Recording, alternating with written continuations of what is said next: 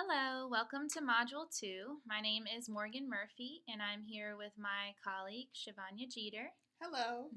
We both work for the L Services Department, and we are going to talk you through Module 2 today, choosing an LIEP that fits your school's context. So the items that we'll cover in Module 2 are the course descriptions for L students, staffing considerations, key stakeholders, and collaboration and scheduling. While we're going through this module, Shivanya and I we're going to talk you through it. These are just some questions to keep in mind. So, who are the teachers on your staff, and what kind of training do they have? Who are the students? Are they newcomers, advanced Ls, etc.? What can your school realistically implement with fidelity? It may be appropriate to have more than one program or a hybrid program. For example, providing ESL co-taught classes for advanced students and content-based ESL classes for novice students. And always consult with key stakeholders at the school when making decisions about scheduling for Ls. So this slide kind of highlights the different course offerings for L students. We have SciOp Language Lab, also SciOp Language Lab and SIFE students. And Shivanya, do you want to tell us the definition or what SIFE stands for? Sure. SIFE means Students with Interrupted Formal Education. These are students who have had some sort of pause or break in their educational history, and there may be a gap there. Mm-hmm. All right, so SciOp Language Lab might be a good idea for these SIFE students. We also have English Language Development, which is ELD, SciOp Content Area Courses, and ESL English 1, 2, 3, and 4, and regular English. So this one talks about the efficient use of the SciOp Language Lab. You always want to ensure that this class is being used to provide extra support for the content area classes. Teachers of SciOp Language Lab would work from basic standards of content area classes and support student understanding of what is being taught in the content. And I think it's really important to say here, Morgan, that sometimes the language lab can vary by school. It really does depend on the needs of your L population. And just choosing the right lab combination for those students. So a question that oftentimes comes up is, can students get more than one credit for taking a SciOp lab? Absolutely. Mm-hmm. Students are definitely eligible to take the lab more than once, but they would take a specific lab course. Like they would take the novice level lab or the intermediate level lab or the advanced lab. Students cannot earn credit for the same lab if it has the same course number. For example, you can't take the novice lab twice and earn 2 different credits. You only get credit for the course one time. Okay. So exactly what it says here, the course codes need to be different for students to get credit for each course. Because just like any other student, English language learners have the same graduation requirements as any other student. So we want to be careful and we want to make sure that they're getting credit for these labs that they're taking. And also be careful with the overuse of labs because sometimes that can prevent a student from moving forward. Absolutely. So again, this kind of highlights the use of the SciOp Language Lab for SIFE students. As Shivanya said earlier, SIFE students are students with interrupted formal education. These students should be scheduled in a language lab where they will receive specific instruction designed to accommodate their needs. Then we are moving on to English Language Development, which we refer to as ELD. Students in ELD, students are grouped into novice or intermediate English language development courses. They participate in small group instruction, and it's provided so that the student can work on their listening, speaking, reading, and writing skills, the 4 domains. ELD precedes English courses, and consider offering ELD second semester for students enrolling mid-year. And Shivanya, do you want to talk to us a little bit more about why you would consider offering the ELD second semester for students enrolling late in the year?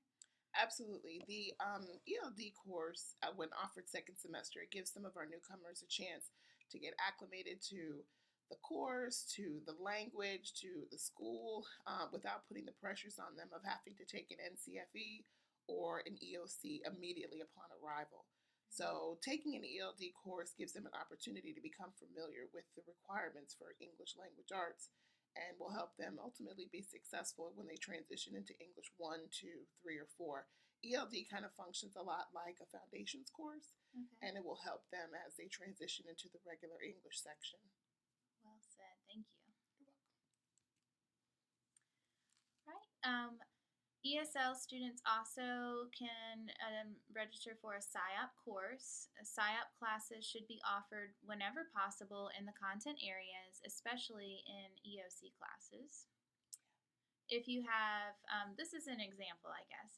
So if you have 14 L students in biology, there may be 2 SIOP biology classes with 7 students in each class with their native English speaking peers. And Shivani, do you want to talk about the importance of students taking SIOP courses? It's really important that we're strategic about how we schedule students for the SIOP courses. We want to make sure that the students are of a specific proficiency level, that the teacher has been SIOP trained, that they're familiar with the strategies that are best suited for second language acquisition. Mm-hmm. And we want to make sure that the classes have native English speaking peers. So they have role models? Exactly. Mm-hmm. All right, great. All right, so now we're going to talk about ESL English 1, 2, 3, and 4, or regular English. So students are placed in English classes according to their proficiency levels, which may be novice, intermediate, or advanced. Novice and or intermediate LEP students can be scheduled in ESL English. Intermediate advanced students can be scheduled in regular honors or AP English classes. You want to be careful to utilize teachers who are trained in working with ELs for teaching intermediate and advanced LEB students in those regular honors and AP English classes. For example, a teacher who is licensed to teach English and is also trained in working with ELs is ideal. And Shivanya, do you want to speak a little bit to why it's ideal to have a teacher who's licensed to teach English and also has experience working with ELs? Absolutely. We want to really focus on utilizing the teachers who are EL friendly, who understand the needs of second language learners, and who are making sure that they're providing opportunities within their classroom for them to be successful. So that comes down to modifying assignments and understanding what strategies are going to work best for EL instruction, and just kind of being patient and working with them as they continue to master the language. Very good. Thank you. So here are some considerations for electives. Students should be placed in electives that are something they are interested in, right? Yes. Just like with any other student, learning takes place when you're interested in something. So we need to be asking our students, what are you interested in? And let them take those classes that they want to. And also, as always, we want to consider their English language proficiency levels. When scheduling students for electives, also considered sheltered instruction trained teachers for these elective courses such as PE, Art, Chorus, CTE, and ROTC. Schedule EL students as any other students on a case-by-case basis. I think it's really important to have those conversations with kids and kind of get an understanding of what they're interested in, because we've had kids end up in ROTC and CTE courses that don't want to be there. And at the end of the day, we want this to be a win-win situation for not just the students but for the teachers right. as well. It makes it just as hard on the teacher as it does the student if they don't want to be in that class. Exactly. We've had a lot of our elective teachers, shout out to the elective teachers for having an interest in and learning strategies for working with their ELs, because a lot of our elective teachers, we have to remember, teach all of our students. Right. So we do see good turnout in some of our district training, especially SIOP, for CTE and art and music teachers. They really come out just to kind of get an understanding of the strategies that are appropriate so that they're using those strategies in their classes as well. Yeah, and if you are an elective teacher and you do see all students, you see all students, right? Mm-hmm. So, attending a PSYOP training or some sort of sheltered instruction training is ideal for these teachers because since they're meeting all students' needs. Absolutely. Mm-hmm. All right. These are the staffing considerations when scheduling L students in all classes. You want to choose staff who may have experience working with L students, like we've talked about. And these are just a couple of questions to consider. How can you best utilize sheltered instruction trained teachers in your school? Are teachers highly qualified for the course being taught? And we're going to talk a little bit more about what it means to be highly qualified in some later slides. Are there enough sections to put L students in classes to ensure they are on cohort to graduate? And once number of class sections for a particular course are determined, will Ls be dispersed across all sections, or will they be grouped into a particular section? So, for example, if you have 3 world history courses and 6 L students in 9th grade, will 2 students be in each class, or all 6 students in one class? What will work best for your students and staff? I think you have to really figure out the formula or the scenario that works best for your school, especially when you have clusters of students that all require the same course credits. For example, world history. Do you want a course where it's more of a sheltered course and you have a cohort of Ls working together through that course? How's that going to work for the teacher? How's that going to work for the students? Or does it make more sense to have shared ownership where all of your history teachers are teaching a section that may have English language learners dispersed throughout? Okay. So it's the students' needs and then what the teachers are comfortable with as well. Yes. Mm-hmm.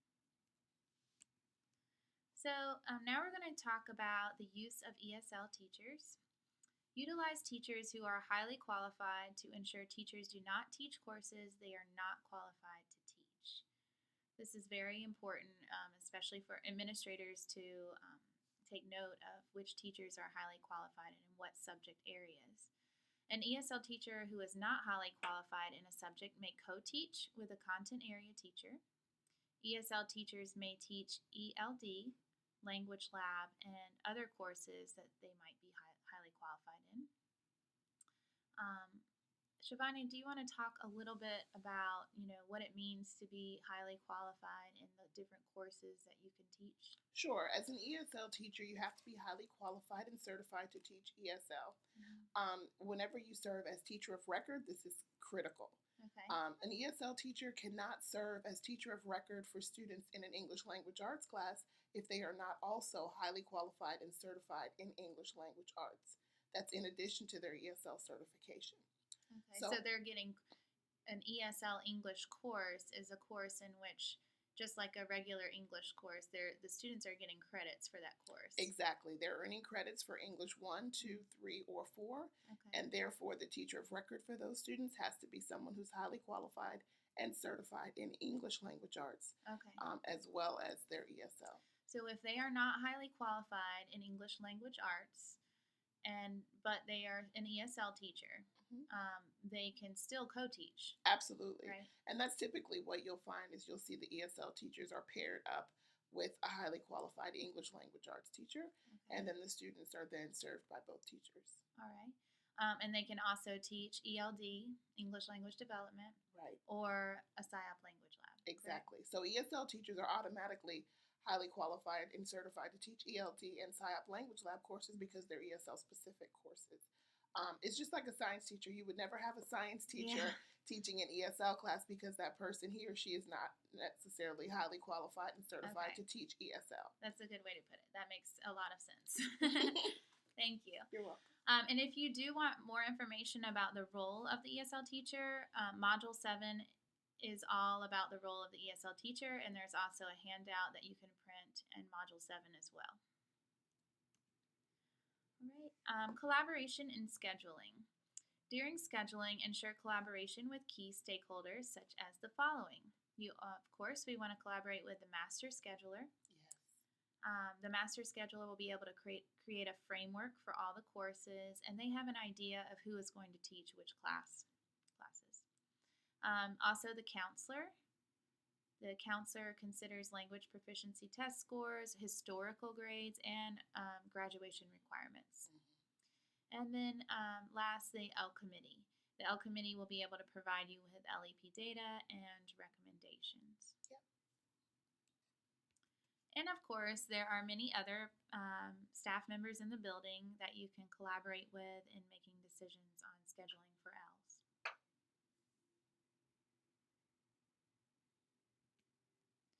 All right, so this brings us to the end of Module 2. Thank you, Shivanya, for You're talking welcome. this through.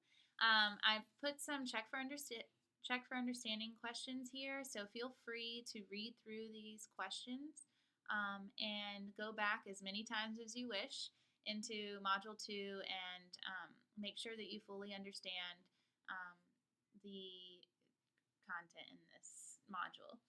So we thank you for being here with us today, and if you need any other additional support or have any other questions, feel free to contact us at the L department. Thank you. Thank you, Morgan.